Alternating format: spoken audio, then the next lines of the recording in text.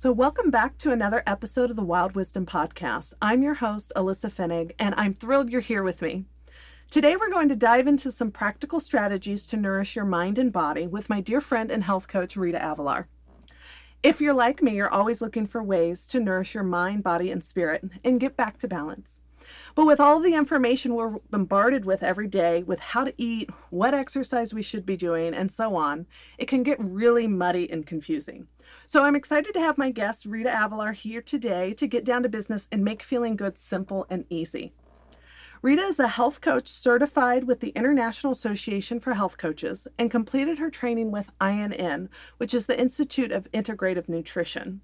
She's helped more than 300 women around the world with her 10-day detox challenge, and some of her private clients have completely changed their lives and were able to completely eliminate the need for prescription medications, relying on a healthy diet and mind-body strategies to care for their health. So today, Rita will share 5 practical and easy strategies you can implement right away to begin nourishing your mind and body and get on your way to feeling good again.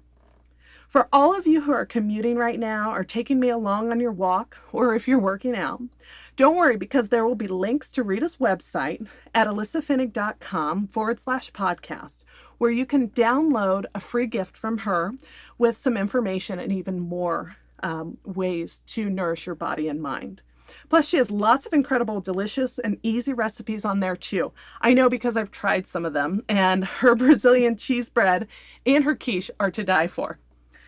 Before I dive in, this episode is sponsored by our upcoming Wild Wisdom Retreat in Mexico this November. If you're ready to connect with the wisdom of your heart and the natural rhythms of nature, especially the ocean and horses, join me and Rita November 7th through 12th for a yoga and meditation retreat exclusively for women on the Baja Peninsula of Mexico. Go to alyssafinnig.com/Mexico to learn more and sign up. I won't make you wait any longer. Let's go ahead and dive in. So Rita, thank you very much for being on today. I'm excited to have you here. I know as a child growing up in Brazil, because that's important, Rita's Brazilian. She's beautiful Brazilian.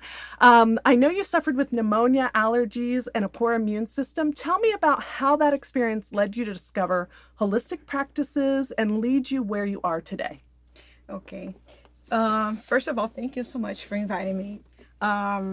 We are friends and we work together, so I think it's going to be a really good conversation between friends. Yeah. And like you said, with practical tips, because in my practice and in my life, I'm all about being practical, which is something really interesting because even my clients like, oh, really? You think it's so easy? You think it's so, but it is. If you go and try to make things so difficult, we just don't start it. And if you really want to implement healthy habits into your life, you need to make it easier. Otherwise, you just give up. Exactly. If you have a lot of steps, to do something that it's just easy, you don't do it. So that's my mojo, like do something simple, be simple as much as possible. Great. So I'm from Brazil, and as the audience, we can call us audience? Yes, our audience or our listeners. No, listeners. Yes. As your listeners can listen to my accent, I have a little accent. So I'm from Rio. Rio de Janeiro is a beautiful city, and I was born there. And during my childhood, starting when I was 7 years old, I had 9 pneumonias. Wow. Yeah. I didn't know that. Okay, 9. Yeah, 9. It was one after another. I had one, and then when I was about to be better and healed, another one came. And the same, it was going like that. And during that time, my parents, they couldn't figure out what is happening. Since the beginning, I was treating with a homeopathic doctor because my parents, they were hippies. We know, we've had conversations about this. They were hippies. And so my doctor was a homeopathic doctor. He was great. And actually, he was my doctor for a long time. But anyway, so I was treating with homeopathic. But it reached to a point that he said, I just can't not, continue doing this homeopathic treatment. We have to go to antibiotics because Sure. it's something going on, and then they couldn't figure it out. And then later they figured out something with my lungs, and I can't even explain. I have even asked my mom what is the details about it, but it was something with my lungs that it wasn't. Every time that I heal any kind of cold that I catch, it turns to pneumonia like immediately. Okay. So I had to take antibiotics, and of course, during that time, I didn't have the knowledge, and my parents didn't have the knowledge that that amount of antibiotics would lead me to other problems and other issues later in life as a teenager and later in life as an adult. So, but the thing is, since little girl, I was this girl that I was the sick girl. I call as the girl lives in the bubble. Everything, happened to me. So like in my family, I remember going to vacation time in a state in Brazil we call it Minas Gerais, which is kind of a Indiana state, like with farms and Sure. things like that. So I used to go there, spend the time there, and I remember it is like colder than Rio, and my grandma there was like, "Don't go outside, put your coat." And then I saw all the cousins, everybody like going outside and doing stuff without like sweater. And I was the only one like, put the sweater on, because, I was the sick girl. So I was all the time listening to that, like, you're sick. You can be sick. Take care of yourself all the time. And there's a little story when the first time I had my first science class at my school, there was one question and asking, "Are you healthy?" And I remember that I said no. I just wrote like no. Because you were told you were sick all the time, and you were. Yeah. Yeah. And my mom came and she saw that and she's like, "No, you're healthy." I said, "No, I'm not. I'm not healthy." So when I look pictures when I was young, I looked like a zombie. I was really like white. I looked like a sick girl, skinny. So during my childhood, it was really hard for me. Sure. And of course, I developed other things, and especially allergies. So I was allergic to anything you can imagine. So when I turned to my teenager time, when I became a teenager, I started like realizing there was something that the power of healing was inside of me. And that happened because it's funny, but I was reading those magazines, like 17 magazine. Yes, in I Rio. read those too. Yeah. I get it. And I was reading and then talking about like vitamins and some special foods you can eat. That was during the 80s. And I was like, in the 80s and 90s, yeah. And I was like, this is interesting. I can eat something and feel better. I can eat something and heal whatever I'm having. It was like a really basic thought, not like something so deep, but I thought that was so interesting, like, wow. Yeah, but I think that's what it happens is that there's one little thing and you'll be like, that's profound, and it totally gets you on that path. Yeah. And even from 17 magazine, which is so surprising. Yeah. But I'm glad. That's wonderful. I don't know about today's, but during the times they had really good content. They had really good content. Good. But anyway, so I thought it was so interesting. But during the time we didn't have internet. So we just had libraries and, books and magazines. So I was so curious, and I talked to my mom about it, like, I read this somewhere. I'm really interested. And then she started giving me some books. There's she's really like old school, not old school, but she's a nutritionist, but also not only a nutrition, but she's really knowledgeable in nutrition and natural healing, especially natural healing, from Brazil.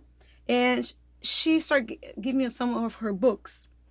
Her books, they are about food, they're about natural healing, but also the way she writes is a way of like talking like directed to you, like through stories of her own stories. Oh, so these were books she wrote. Yeah. Oh, wow. Not my mom. No. The nutritionist. The nutritionist. Yeah. Okay. Yeah.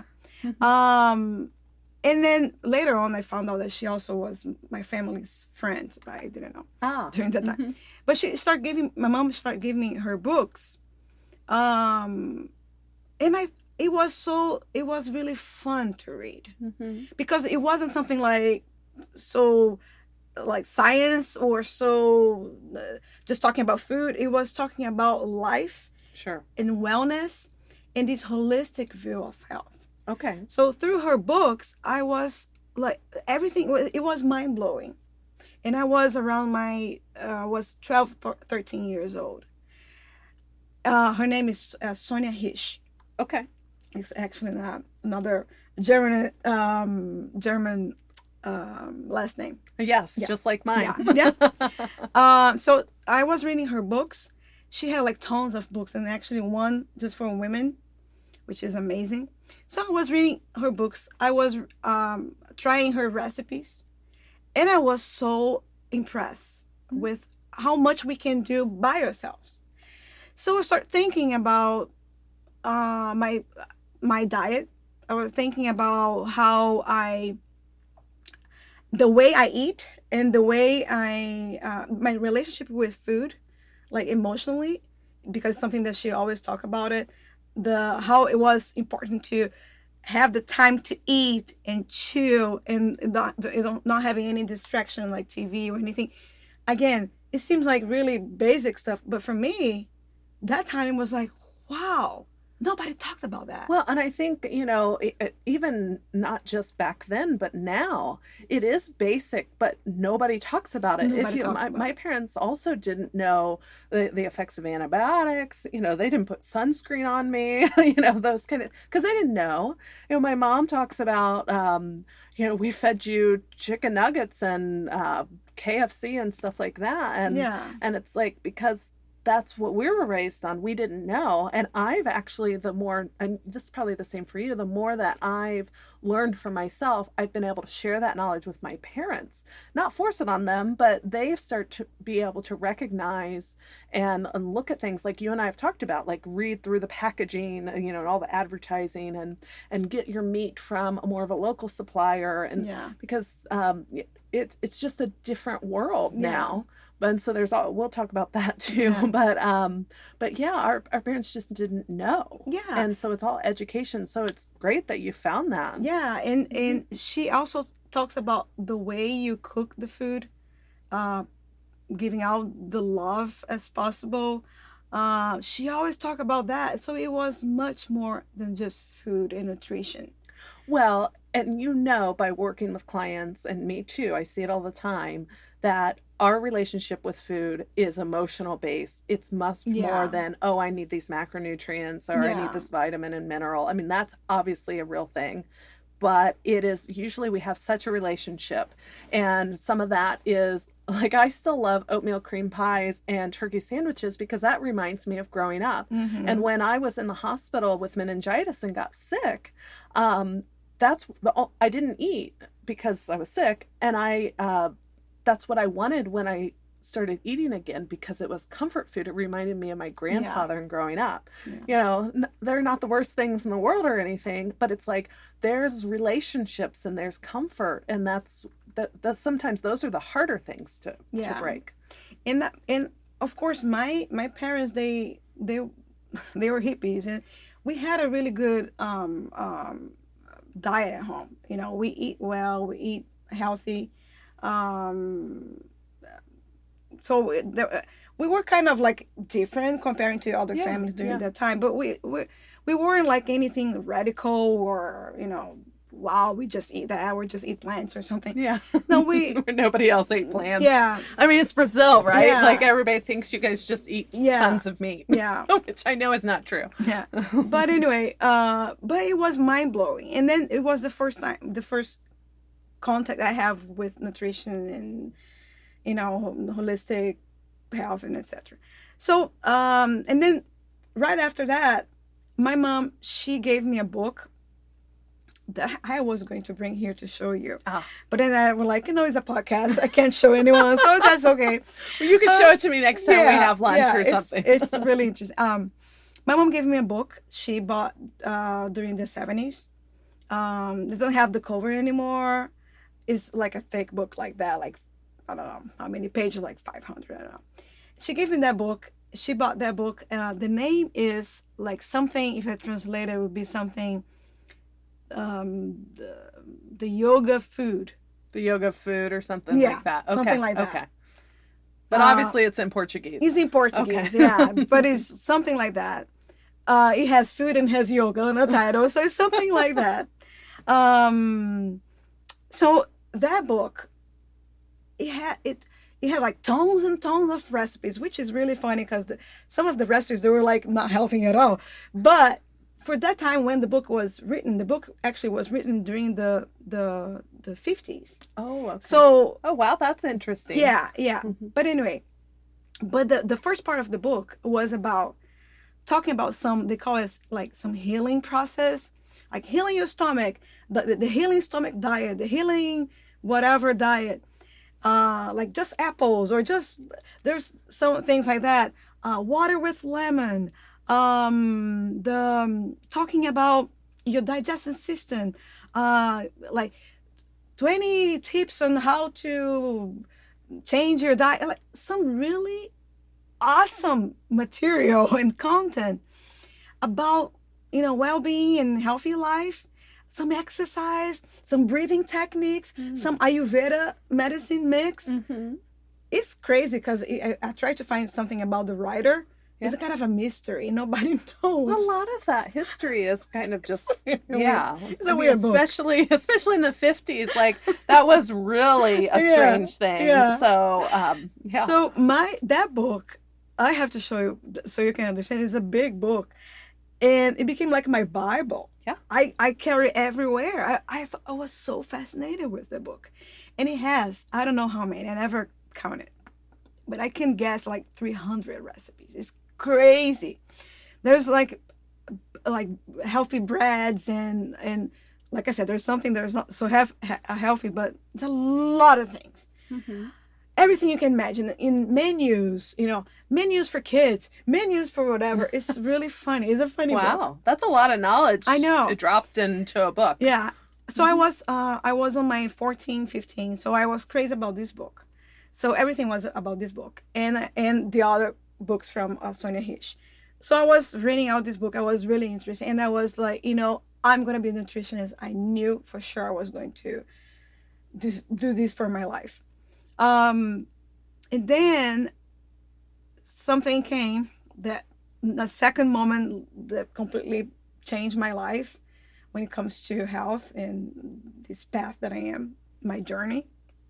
And when I was 17, I came to US as an exchange student. High school, living with a friend. Her mom was here doing like something really high that I forgot, in Notre Dame. Mm-hmm. So we went to South Bend, and I was with my friend there, with her mom, her brothers. And then when I came here, it was exactly the time that I had a problem, like really huge problem with my skin, acne, like really bad acne, like bad. Mm-hmm. If I try to remember what happened during the time, I don't know. I think it was like hormones. I think it was something going on. So I came to US, and I was with this acne problem. And the first thing that I noticed here, it was my first time here. Mm-hmm. I knew about like fast food and all these things, but I didn't know it was craziness. You can find fast food anywhere, anytime, and for an expensive price. I was so in shock, and I think I was more in shock because um, I was already reading about nutrition, and I was already into that. So you're very aware. I was very aware, and actually, I forgot something. Before coming here to as an exchange student, I went to Disney. Ah. So I went Disney with my siblings, and for like a month before coming to US to study for 1 year, and I was already in shock during the Disney parks. I remember that so much that we had to eat fast food every day. Yeah, there's no other options, right? And I was in a group with like Brazilians tour to Disney. We had like 30 people, and then everybody was so happy eating fast food. They were happy, and I was the only one that complained. And I remember that every like fast food place in Disney, you could go and choose, or you could get French fries or grapes. I always remember that, and I always asked for grapes. I was like, at least it's not fast food again, because I'm already eating fast food. Mm-hmm. So, and during that time, I didn't eat meat. I stopped eating red meat when I was 12. Okay. Because I was reading all about it, and I thought I didn't digest well. Sure. Like I'm not gonna eat. So I was just eating fish and chicken during that time. So it was already hard for me too. Yeah. So I was so when I came here as an exchange student, I already knew about this fast food crazy stuff. But when I came here, I was even more shocked, because one thing was going to Disneyland as vacation time, okay, fast food. Another thing is fast food as an everyday thing. Mm-hmm. And I remember one of the girls that studied with me, American.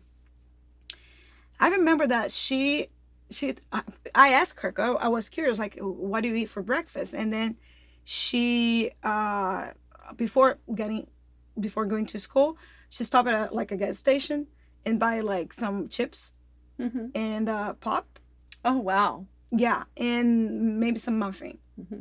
That was her breakfast. And then during school, I always remember she used to go to some like McDonald's or whatever fast food. And then after she told me I didn't go back, and then my family and I, we go to another fast food to eat. And I was so in shock. And I remember that she said that she always removed the pickles from the sandwich. So like so you had nothing. And I was so in shock. Yeah. And in my house, I was with Brazilians, and my friend's mom, she wasn't like she didn't like fast food and anything. She cooked well. But also I had the freedom to buy my own food. And since I was here in the US by myself, kind of, because I wasn't with my parents. Sure. And in Brazil, it's really common to have maid. So in Brazil, everybody has maids. Maid. Yeah. What does that mean? Somebody to cook for you. Oh. Yeah. Yes. Yeah. Well, that's typical of South America, Yeah. Central and South America. I would like someone to cook and clean my house all the time. Yeah. I'd totally be fine with South American ways. Some things changed a little bit in Brazil. Sure. Regarding to that's another subject. But anyway, but during that time I was there, I had a maid, and she made my food, everything. Sure. So it was my first time here that was finally like, I have to cook. Because in Brazil, I've tried some of the recipes by myself, but it was just trying, not really eating all the food I was making. So here I could even like try and make my own food. And then I decided to start making my own food. I decided to buy my own food to take to school.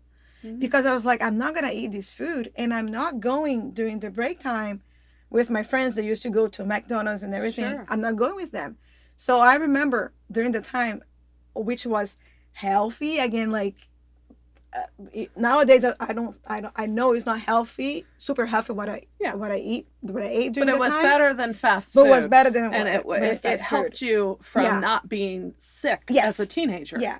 So Yeah. I remember like taking like yogurt and some granola, from school. And I remember people, looking at me like, you are weird. I always remember like, you are really weird. And I was like, I don't care. Okay.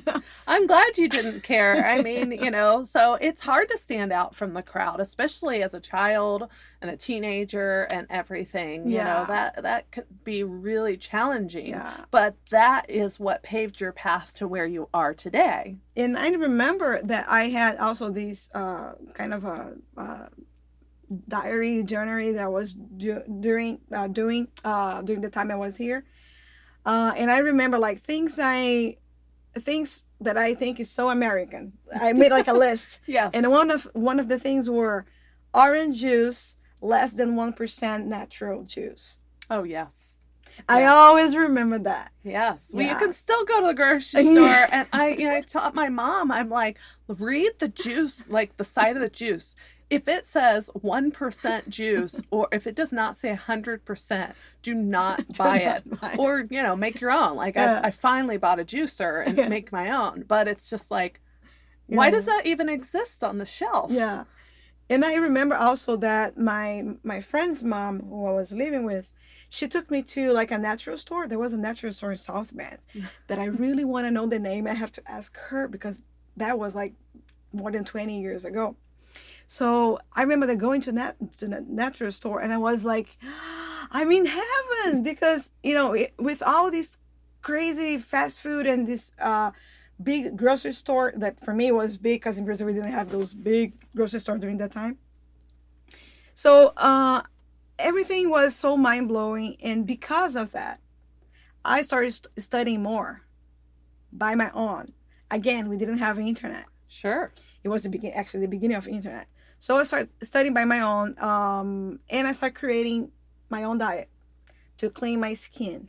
It was my first goal. Of course. I did, mission accomplished. My skin was amazing. Great. Yeah, and I was like, I can do that. So I decided I'm going to be a nutritionist. So I can do that to my own body. I can do it to other people. So I continue with that idea. I went back to Brazil, finished school, and decided to study fashion. Well, life leads us down different paths. Yes. So I'm glad you told your story because there are a lot of people who, whether it's being an adult and you're suffering or being a sick child and then a teenager, you don't know what to do. You try, you at least had some homeopathic and integrative physicians to help, but still they were at a loss. But in the Western medical model, which for everyone out there, like I, as a yoga therapist, I integrate Eastern and Western. I work a lot with healthcare professionals. So please never take it that I'm dismissing Western medicine, but I like to look at the whole picture. And a lot of people who come to both of us will go through the Western medical model and just be at a loss and even sicker. Or they're on all this medication, or they're diagnosed with all of these things that are really unexplainable. And many physicians, unless they go study nutrition, like Dr. Andrew Weil has a program for physicians, and it's amazing. And I know some physicians who refer to me that have been through that program because they now have their eyes open. Like they're not trained in nutrition. Yeah. And so unless they seek it out themselves or happen to have that experience, and so then they don't know to recommend that. It's purely an educational thing. Yeah. Just like with our parents, and purely they weren't educated. So before we move on to your strategies, which I want to share with the audience, I will tell you two different things that made me think while you were telling your story. So when I was in Spain, it was actually a Polish guy told me, "What's so great about America? I just heard you could just eat all the fast food you wanted." That was his impression. Yeah. He'd never been there, but a friend told him that was the only thing. And, where we're like land of the free, come here, blah, blah, blah. Fast food. And fast food. And I was like, wow, that's the perception. That's terrible. And I was in my 20s then when somebody told me that. And then my father told me, so I had kind of same upbringing, except my parents weren't really hippies. Like they call me a hippie, which we have nothing against hippies. We love, where it's just us Yeah. joking.